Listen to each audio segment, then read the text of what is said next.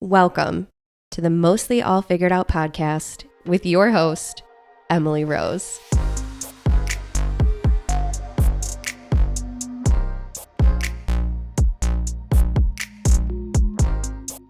Regardless of the career field, the lifestyle, everyone is mostly figuring it all out.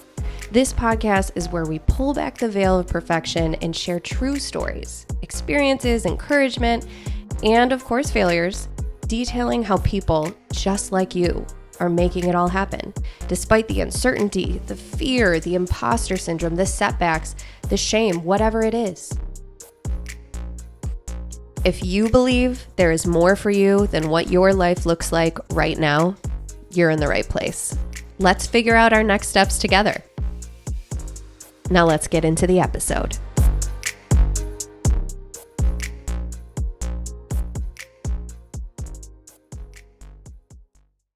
Okay, that's going to work.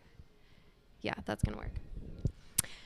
Welcome back to the Mostly All Figured Out podcast. I'm your host, Emily Rose, and we are here in, what is this place called? UB Innovation Center?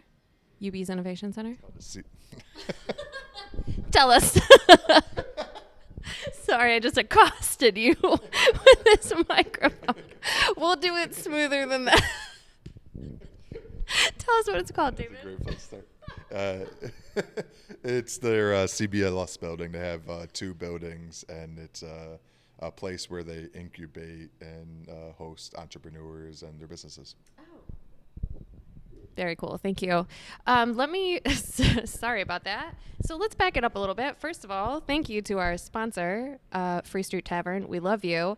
Thank you also to Casa de Pizza for giving us an audio mixer. Unfortunately, I don't know how to use it. So we just spent about 10 minutes trying to figure it out. We would have had two mics. Couldn't do it though. So probably going to bring that back to Shooky and say, tell me how. But thank you for it. Casa de Pizza, we love you. Free Street Tavern, we love you. I even got an injury and I'm bleeding now because of the audio mixer situation, but everybody's going to be okay. So here we are in this UB building for entrepreneurs, for startup people. And we're with a very good friend of mine who is an entrepreneur, a startup founder himself. I've known him for a very long time, and we're going to talk about all sorts of things today. So everyone, welcome David Gonzalez. Hi, Emily. Thanks for having me. You're welcome. So sorry about the back and forth, and hopefully it doesn't come through on the sound too much. And also sorry I'm just opened my coffee, but I'm going to drink a little bit right now. Hang on. Hold on. Actually, this leads me to a question. Have you ever had, we're starting off a little bit crazy here. Have you ever had bulletproof coffee before? No. Okay. Do you know what it is? I've seen a bunch of ads for it. Ads for it? Really? Okay, well, I highly recommend it. I've been taking, it sounds like a drug. It kind of is, honestly. I've been drinking bulletproof coffee on and off for, I don't know, so many years. And I will like fall off of it for a few weeks and then I'll go back into it. And it's like, then I remember that life is good again. So it's got MCT oil in it, grass-fed butter. You should use organic coffee. Most of the time I do. And then I always sprinkle, you blend it all together, and then I sprinkle a little cinnamon on top. But I think it's like I found out recently because this is going to be very clear from the start of this conversation. I think I might have ADHD, okay? And stop laughing. So someone who has been diagnosed for ADHD told me that when they started taking Adderall, not only did it help them focus, it also helped them with depression issues they were experiencing.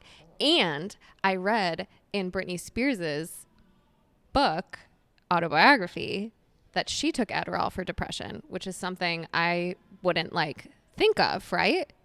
But I think that bulletproof coffee is like my Adderall because it gets me super focused.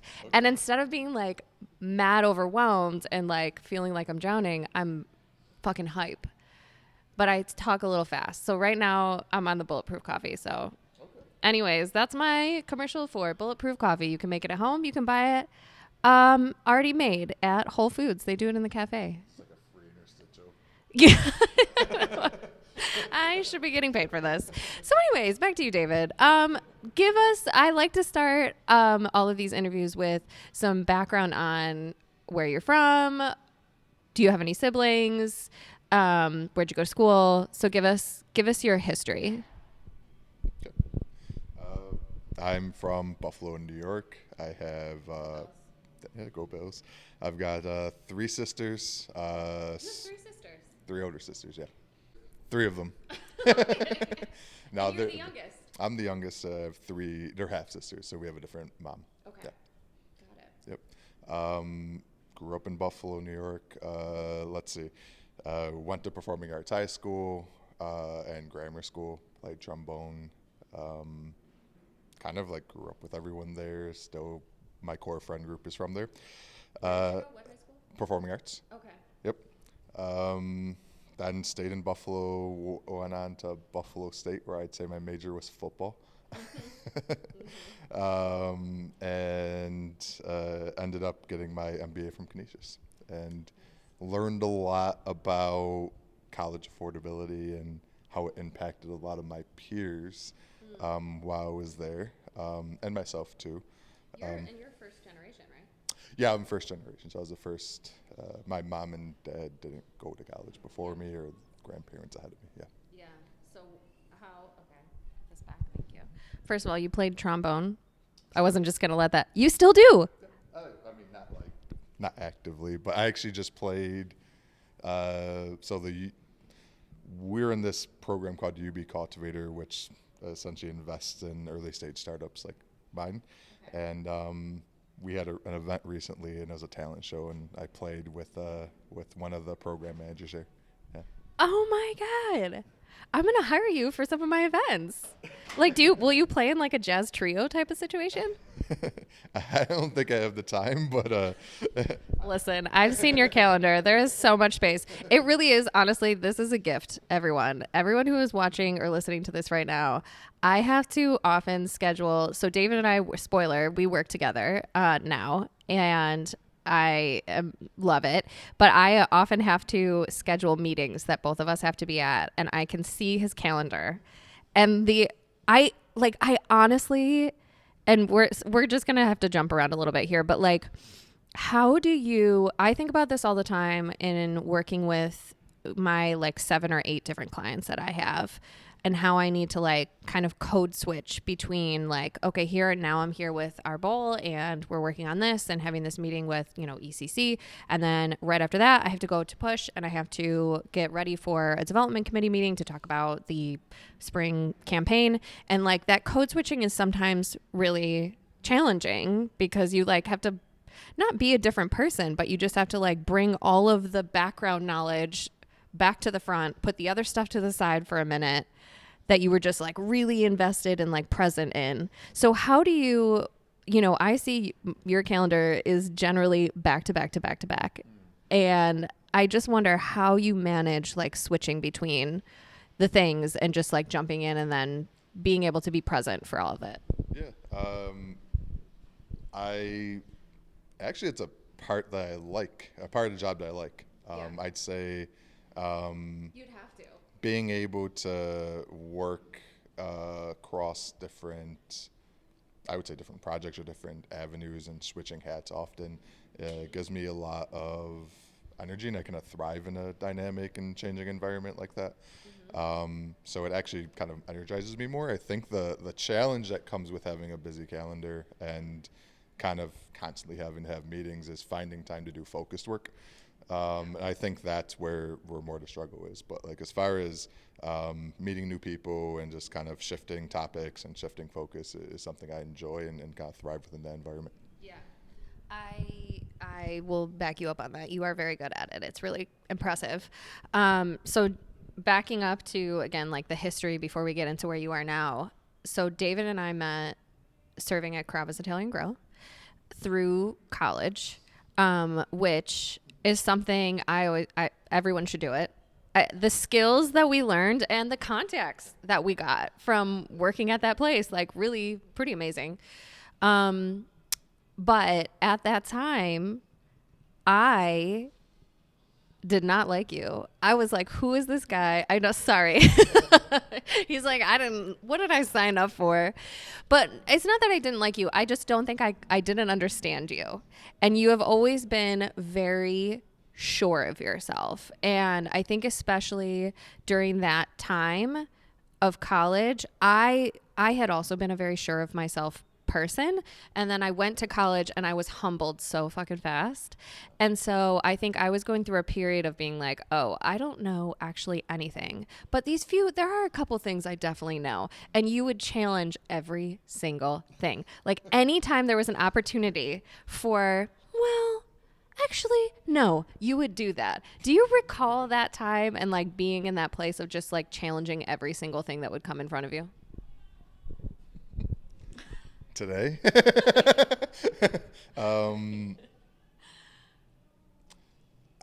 It's funny because I think you have like this recall to experiences I can't even barely recall, so it's kind of funny. But no, I understand what you're saying with that. I think core to my who I am as a person is very confrontational when it comes to concepts and ideas, and really that's how I learn and interrogate them. I'm actually, I'd say I'm actually much more flexible than that might come off.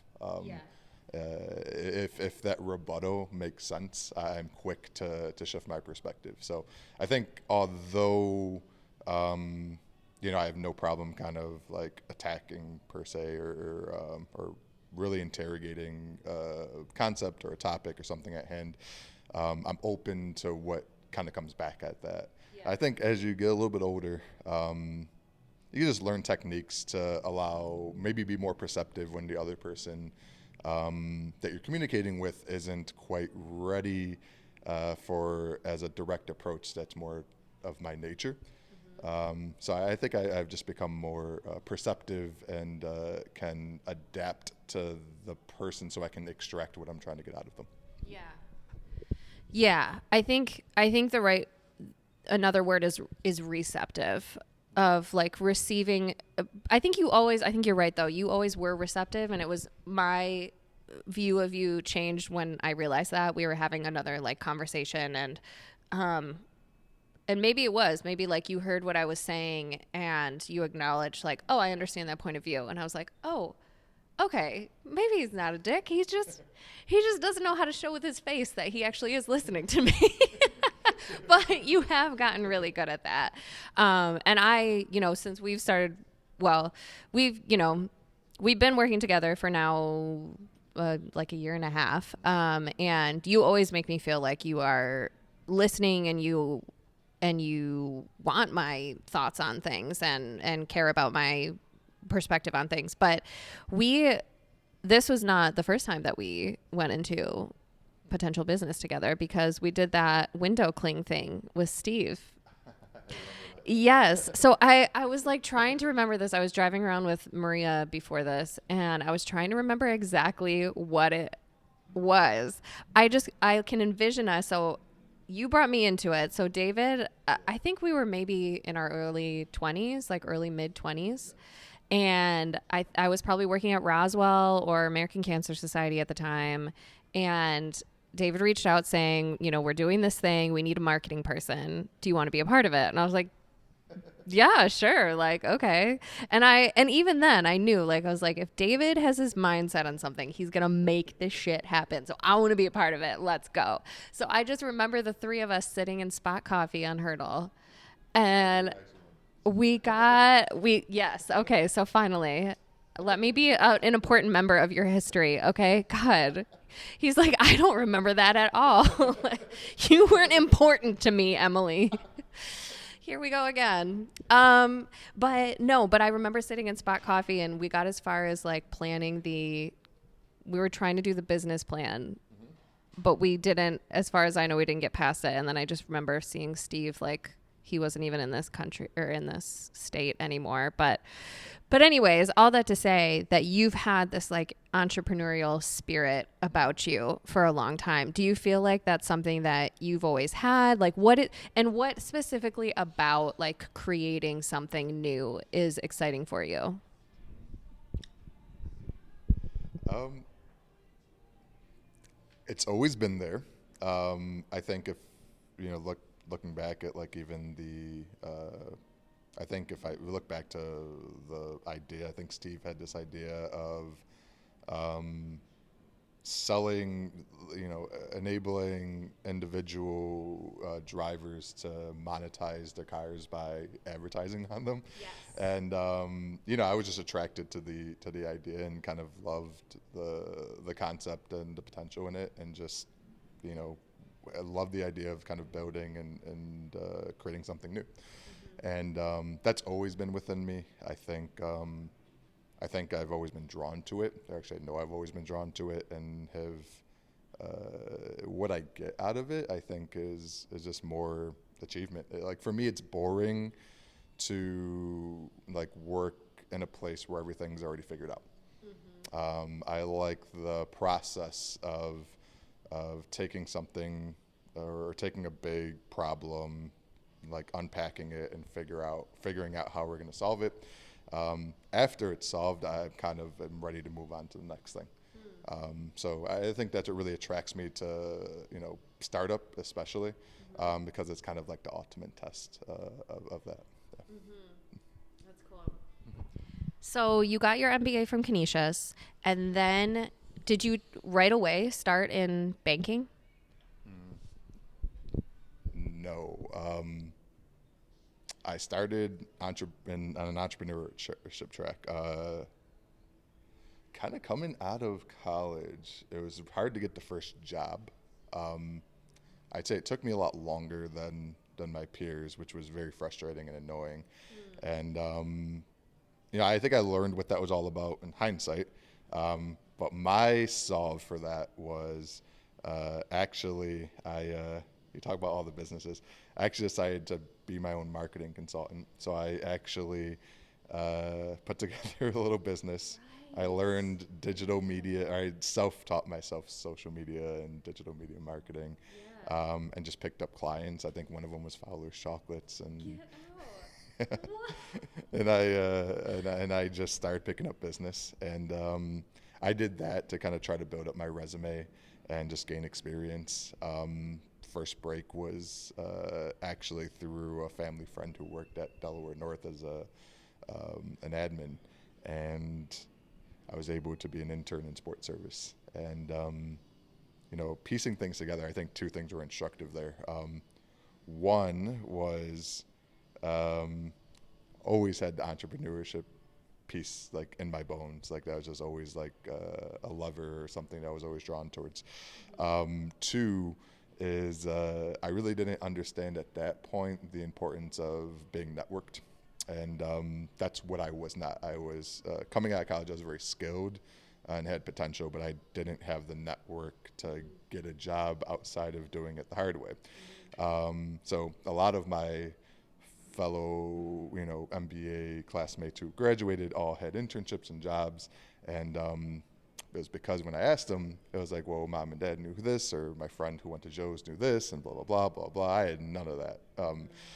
I think that's part of like being a first-generation college graduate, that you're blazing your own trail and building those things along the way. So if I was to kind of go back in time, I would have spent more time really being more thoughtful about building those connections and networks. I think I've picked up that skill professionally, but I had to learn it the hard way. Yeah, that's such an interesting point. So you started, so then you became an intern at Delaware North, which is, I don't, wow, you really have been like all over the place. But it all comes together to bring you to where you are, which is so cool. It's hard to see in the moment, but it is cool to look back on it and see how all of those experiences gave you skills that you're using now. So how did you get from being a sports intern at Delaware North to working, were you at HSBC first? I went from there to, So I went from there to actually, it was like Basil Marketing Group, which is, if you know the car dealerships, they have this, I think they still have it. It's like this little marketing agency that serves the dealerships and had a few other clients on the side. And it was a great opportunity for me to pick back up the digital marketing piece and really own it.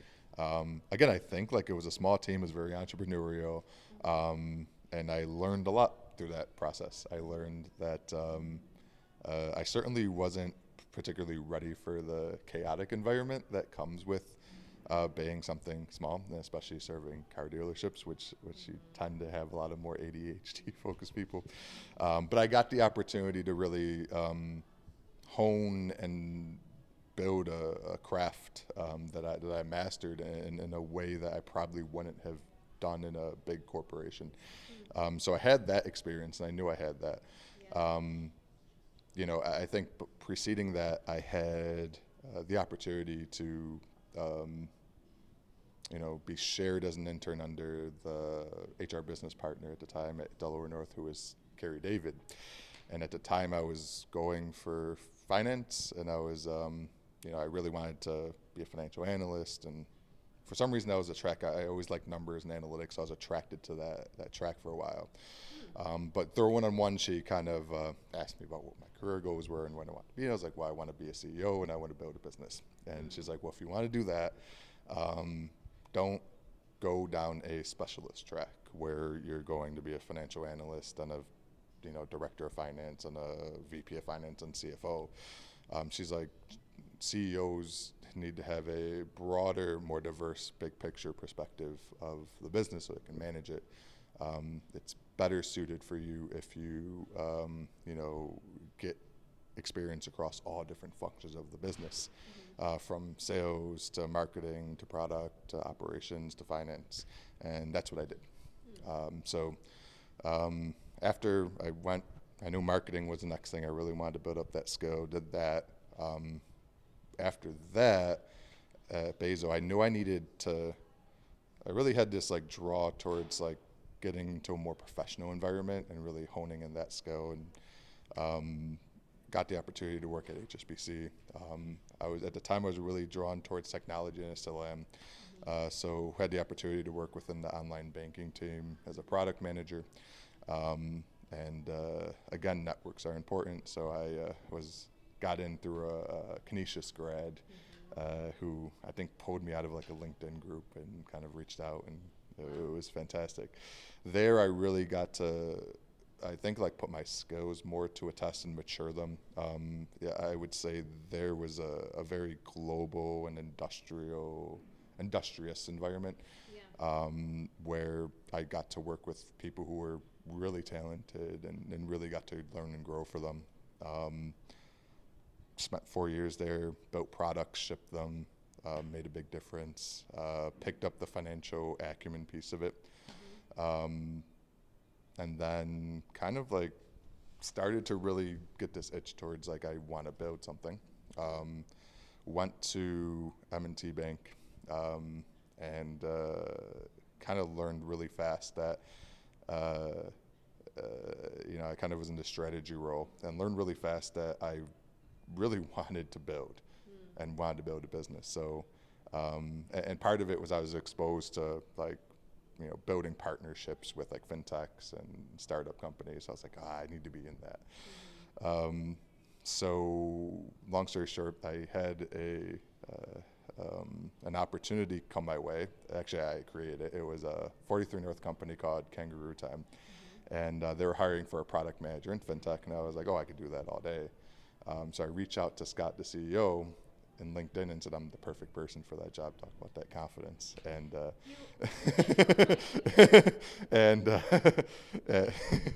Pause. You literally said, "I'm the perfect person for that job," like word for word. If you were to summarize the LinkedIn message, yes. And he responded, and I ended up interviewing for the job. Went through they were pretty deep into the process, but I kind of like flown past everyone. And there's a funny story within that interview process. But Share it? well, when I was in the interview, when I was going through the interview, I was still at M&T, and I wasn't telling anyone that I was interviewing because I really wasn't. And but I wanted that job. So they randomly put an all hands meeting at M&T Bank. They were going through some sort of like change within our department, and I had to be on it during the interview. And there was no guarantee I was going to get that interview, and I wasn't interviewing. So, like, I wasn't looking to leave other than go to this job. So, I get the message. It was right during the interview. I was like, guys, I have to stop this interview and get on this all hands. Can you stop it and come back? And it was really funny. And you still got the job. Well, I gotta go. Kat, the HR person, didn't really like it too much, but Scott stopped, and then we reconvened, and I got the job. But there, kind of one of my conditions was a very significant pay cut. So one of my conditions was if he was just to commit to teaching me everything that there is to be a startup founder and kind of mentor me that way. And he over-delivered, and I ended up, eventually leading operations there before I left, and kind of like took on a much more significant role. So it was pretty cool, and I don't think I'd have the framework or backing and confidence to be able to build what we're building now if I didn't have that experience. Yeah. That is so cool, and that's such a great. More people should do that. I love your negotiation tactic there of like, okay, I'm taking this pay cut, but in exchange, please mentor me. And it sounds like like you said, he over delivered, which is like so awesome. I love that. More people should do that. So, but in that same way, especially now in this economy, taking a pay cut is not something that anyone, wants to do. So how have you managed with, so you took this pay cut to go to Kangaroo Time, and then you eventually left Kangaroo Time to start Arbol. Yeah, take a very big pay cut with your co-founder, Fabio. So how have you managed to keep your regular life going while you do these things, take these risks with your career? I had maybe like a 7-year plan. I think I seen it at HSBC, especially with getting into tech, and kind of fell in love with the tech space and knew I wanted to build something. I just knew economically I just wasn't there. So what I did was start to save aggressively, and I continued to kind of build up my savings. Eventually met Trish, my fiance, and she did the same, and we ended up investing in real estate. We bought our first house. It was a double that offset the rent, allowed us to save even faster. Kangaroo Time ended up giving me a big raise too, and I ended up making more money again. But took that money and then bought another investment property, and then saved as much as I can, and then got myself into a financial place where I could take bigger risks and not significantly disrupt my personal life. The other thing with that is not having kids, at least up until now, and that's been important because there's not just a money investment, but there's a time investment that goes to taking on ambitious endeavors. So been lucky enough to have someone who supports me in that endeavor and continue to get to the other side of it. So yeah, let's talk about that for a minute. Let's give a shout out to Trish, because when you decide that you are in the startup world and you're doing, especially tech, that's not only a commitment for you, it's a commitment for your family as well. So how, what's your dynamic like, and has she always been super supportive, and how do you manage your relationship when, going through something like this? Expectation setting. It was the first thing I probably told her within the first week or so was that dating? Yeah. Wow. Straight up. Yeah, I mean, this was 10 years ago. I mean, this was actually, she was been with me since before I started my career. Yeah. So since I was a college graduate, or an MBA graduate. So I think I kind of told her my career is really important, and I intend on. I didn't end up leaving Buffalo, but I'm open to leaving if that's what my career necessitates, and I'm just open to taking risks. And if you're down for that, then this is going to be great. If not, then it probably won't be. But she was a very supportive and kind of, I think, invigorated by coming along for that journey, and has been supportive along the way. So did you and your co-founder for Arbol, which is where you are now, that's why we're here, Arbol and the Arbol Community Fund, which is the role that I play in working with you, is helping our fundraising efforts for the community fund. But did you and Fabio know each other before Kangaroo Time?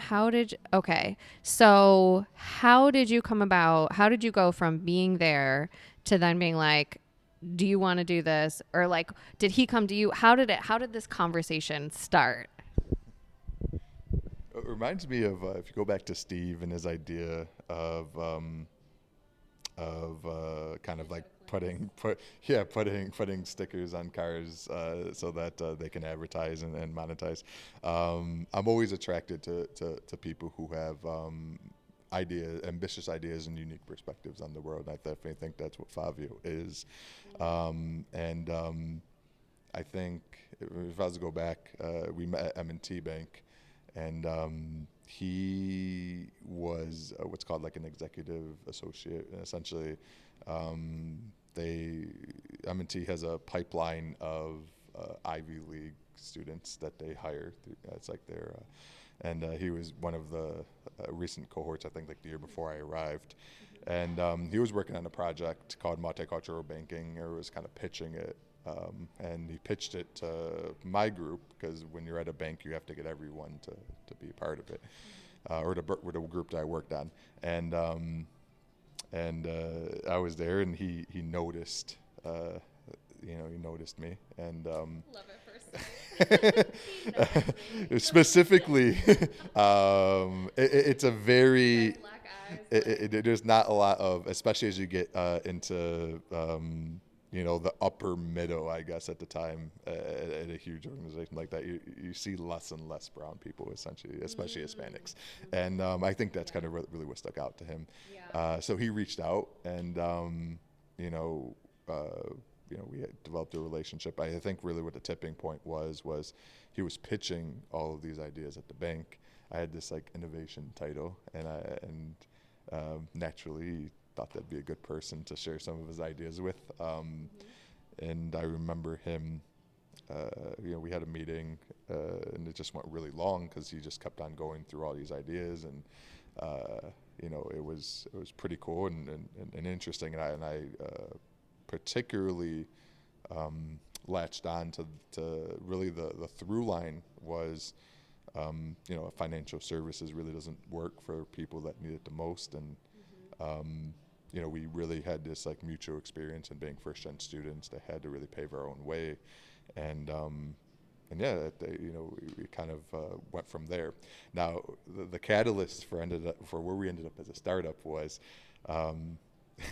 at the end of the meeting, I go to him. I'm like, well, I got news for your bank. He's not going to do any of these, but I think we should pursue it. And we started kind of like just kind of nights and weekends, just kind of experimenting and tinkering with some of the ideas until we got to one that became Arbol.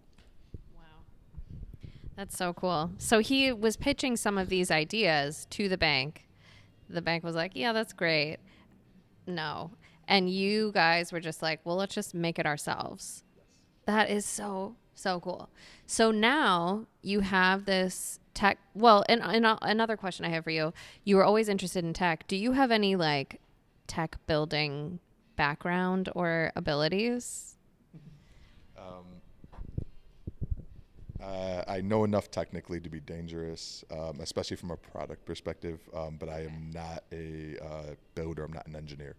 Okay. So and I don't think I would want to be one. Yeah. It's I'm definitely more interested in the commercialization, the development of the technology, Yeah. and kind of like more of the design and conceptualization of it rather than the actual building of it, if that makes sense. Yeah. I think I asked that because I think a lot of times, whether it's in tech or something else, when people are thinking of starting a business or creating something new, I think, and I'm speaking definitely for myself here, I can get caught up in but like, how, logistically, how does this come together? How does it build? So while I might have a great idea for,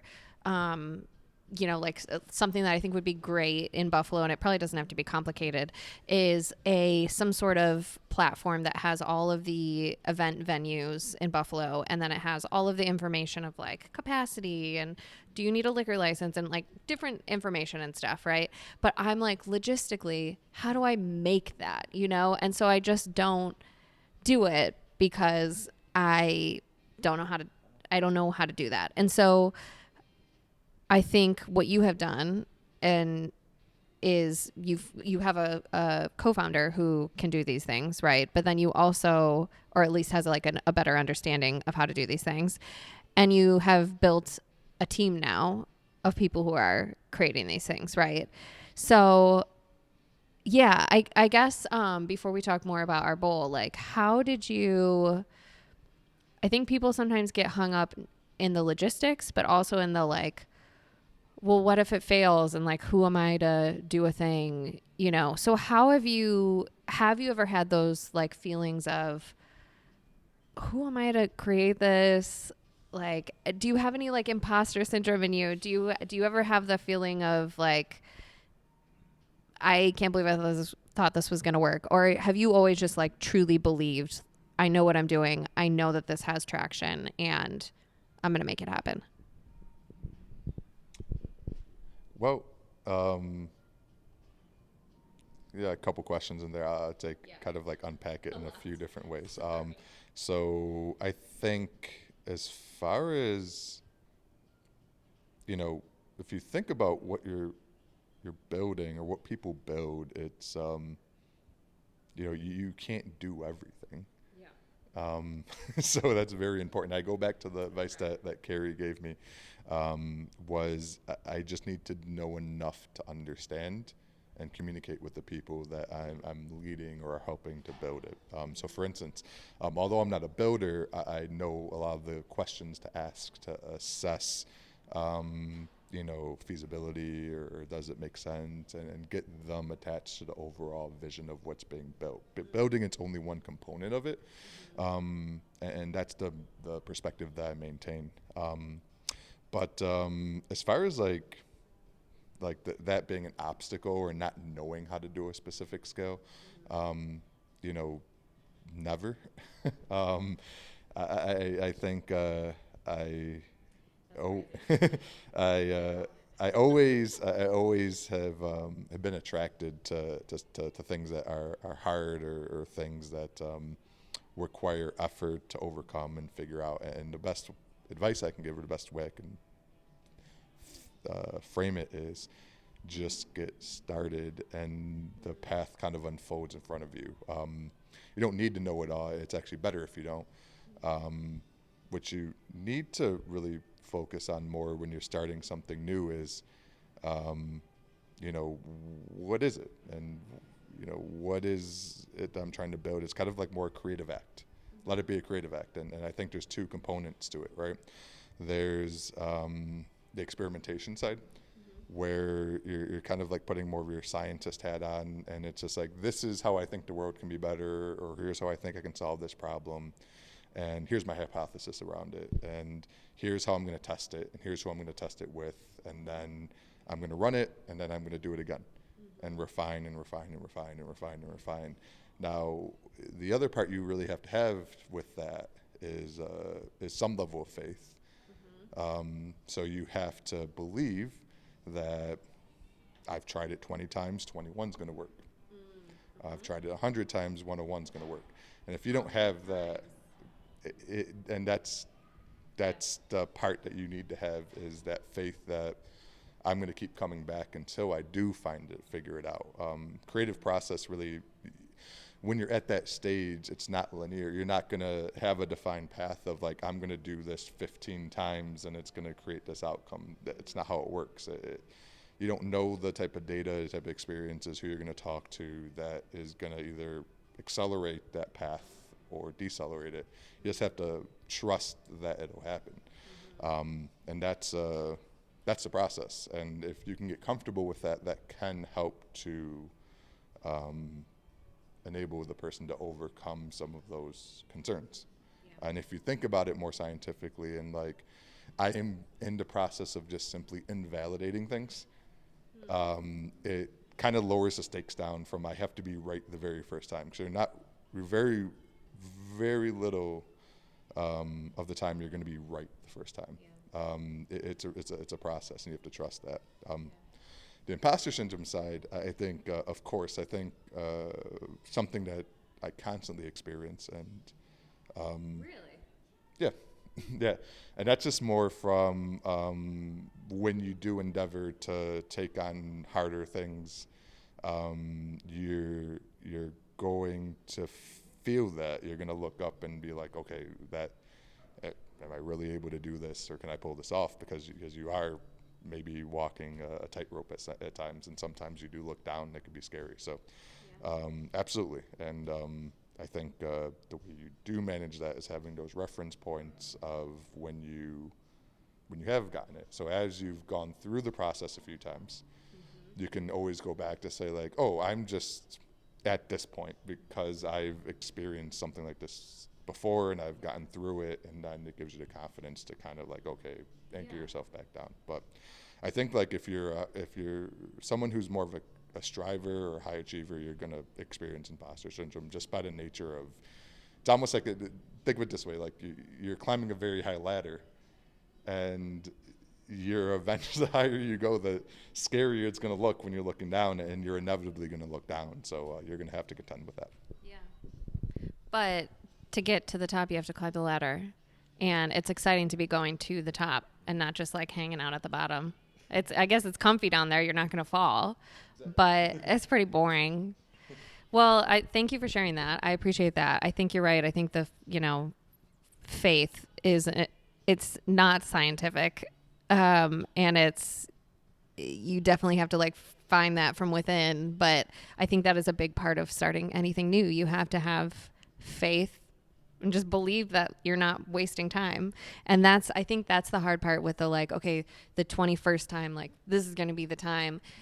And that is, I think, what will separate a lot of people from continuing moving forward is like the feeling of lost time, because we all have this like ticking time bomb in the back of our head of like, well, I have to do this by this age and I have to do this by this age. And I think that's what I love about being an entrepreneur myself and being a small business owner myself is like it actually, like, in my experience, completely takes you off of whatever that timeline is that society has created of like, you have to do things by this time, because you're just like, no, I just got to make this thing work because like my life depends on it and I really love it, and all of that is made up anyway. So if I can make up a business, I can make up whatever I want with my life, actually. Like I think there's something so freeing about like when you create something new and then when you like impact people from it and you like pay your bills with it, it's like, wow, I could do whatever the fuck I want. Like, this is great. So anyways, back to Arbol, before we get to our final question here, but what is, can you give just kind of like an up high of what you hope the impact of Arbol and the Arbol Community Fund will be, and maybe to share like a story of a student, a local college student who has been impacted by the work that you and Fabio are doing and what you're building? In short, we're looking to stimulate economic mobility and social mobility. And there's two core ingredients to that, and we're sitting right at the intersection of it, and that's higher education of any sort. So it's becoming more skilled, not just skilled, but also becoming more of a critical thinker. I think the other component is having the money to finance yourself and to finance the things that you want to do and access to that. And we're sitting at the intersection of both. And we help college students get their degrees. We help them do that. We help them figure out ways to finance it. And we empower them with the skills to take that, personal financial management with them as they continue to go off and be young professionals and adults. And that's really important and something that is sorely missing in the way it works today. I'll give you an idea of like how things are broken, and then give you a little story of a student. So today, if you're to go off to college and you're from, lower, even middle class, especially middle class, you're, oftentimes you have to, you're tossed to all these firsts. And the most common scenario that a student will go through is not ever looking at their college bill, not having a good concept of how to, manage their daily spending and get to a point where they're overwhelmed and they ultimately make bad decisions and ultimately end up either with a financial hold in their account that blocks them from registering or continuing, or just taking on way too much debt, or even worse, graduating with that, or not graduating with that debt. A student that I was just dealing with yesterday, she is an HEOP student. So that means that I'd say about 95% of her college is paid for. She had roughly a per semester about $900 gap that she had to figure out and her families had to figure out. Well, they weren't able to figure it out in the fall semester. It got carried over to a balance in the spring, and now it ballooned up to $1,700. That $1,700 for that student might as well be $1 million. She had no concept of what it can be.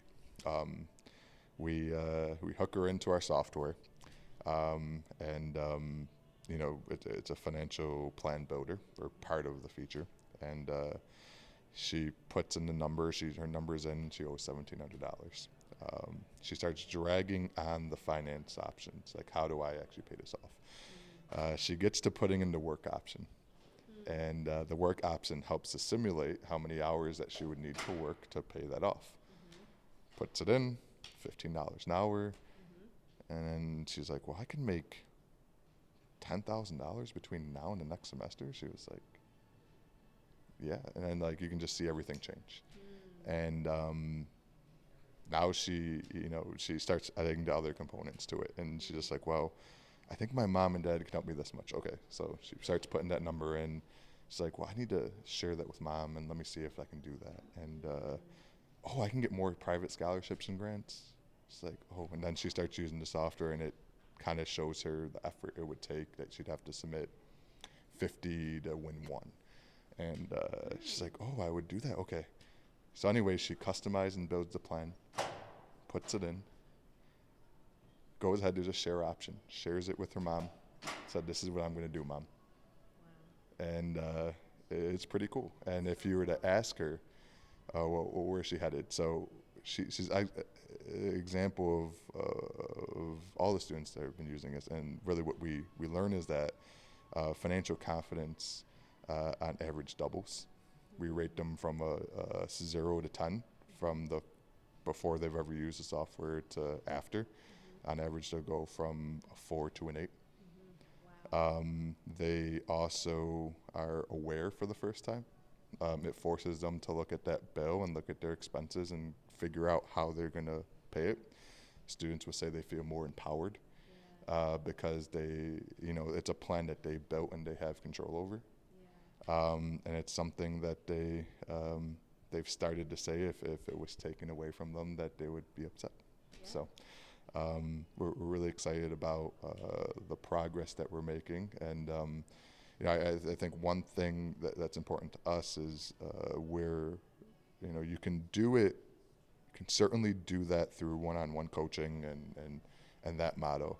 But what the beauty of what we're starting to do is by leveraging technology and software and really enabling students to do that in a self-guided manner allows us to significantly scale the number of students that we're able to support and get to even a global scale. And that's what we're endeavoring on doing. And, I'd say we're getting a little bit closer every day. That's so cool to hear that story. I love that. So you can support the work of Arbol. So the other side of the platform is the Arbol Community Fund. And through the Community Fund, we raise money to match emergency funds that already exist at colleges. So this funding can be used for needs like textbooks, rent, food, holds on the accounts, things like that, that pop up, but in conjunction, hopefully a lot of the time in conjunction with the platform, so to prevent things like this happening, recurring. So you can come to our event on Thursday, June 25th at Resurgence if you're local. If not, come on down. You'll see us. Both of us are there. We're like celebrities today. Look at us. But yeah, Thursday, June 25th from 6 to 9 p.m., I believe. We will be at Resurgence, and I can't remember how much the tickets cost, but we'll get that. Actually, I'll include the flyer for it in the post about your episode so people can get information. We would love to see you there. It's a very fun event. We have a great time. So let's wrap up our conversation here and let's have the final question. I'm really excited for your answers here. I think this is going to be good. So this question I ask every single person who I have on the podcast. The question is, well, first, visualize it is your last day on earth. Okay. You've had a really good life. Arbol was wildly successful. It's impacted so many lives. You sold it. You're a billionaire. You're living the dream. You and Trish are in the penthouse. You know what I mean? You're living the high life. It's great. So deserved. But you've had everything that you wanted to do, you did. So it's your last day, and the only thing you can leave behind, the only legacy, the only anything that you can leave behind are 3 lessons that you learned from your time on Earth. What are the 3 lessons that you would leave behind? Number 1, just get started. There's, you are only here for a short period of time. I think you mentioned what's like being an entrepreneur, but I think, for me, I didn't want to wait my turn to lead a company and wait until I'm 50, 60 or whatever. So just get started on whatever you endeavor on doing. 2 would be, I'd say continue to be curious. I think, there's always more to be learned. I think that's, if you're not growing, you're dying. It's almost like in every single aspect of life, or just like being. That's what it is. So that's a big stimulant to growth, is continuing to feed that curiosity and learning something new. And 3, I think today is, be open to perspective. I think we're in a weird environment where algorithmically we're engaging with technology that's reinforcing our own biases and our own perspectives, and it's really an odd impact on society. I think we will need to be mindful of fighting our way out of that, because those devices are very and those technologies are very tethered into what we do on a day-to-day basis. So I would find ways to maybe consider a different perspective that you haven't considered before. Thank you so much. Well, this has been great. I'm so glad that we did this. I'm so grateful that you found time in your wild schedule for this. So thank you for that. I hope that everyone enjoyed this. Where should they go to follow and support? Where would you like to direct people? Do you want to direct them to Arbol or? Yep. Right now, anyone who's in the professional network, we have a pretty strong following at the Arbol LinkedIn page. So that's where you can get the most frequent updates on kind of our progress. Also, if you know anyone or a college that should be using Arbol, just go to www.growarbol.com and you can go ahead and submit a recommendation. Excellent.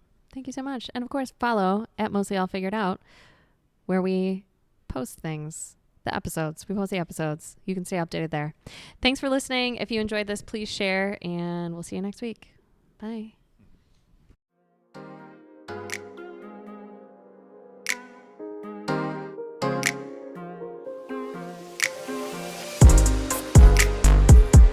If you enjoyed this episode, there's a few things you can do to really help your girl out.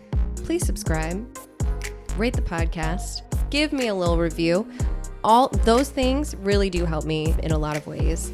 And this year, I'm really trying to expand my reach. I'm trying to get this podcast in front of more people who might need it. My people, our people. So let's keep growing this beautiful community of nice people who are just trying to be their best selves.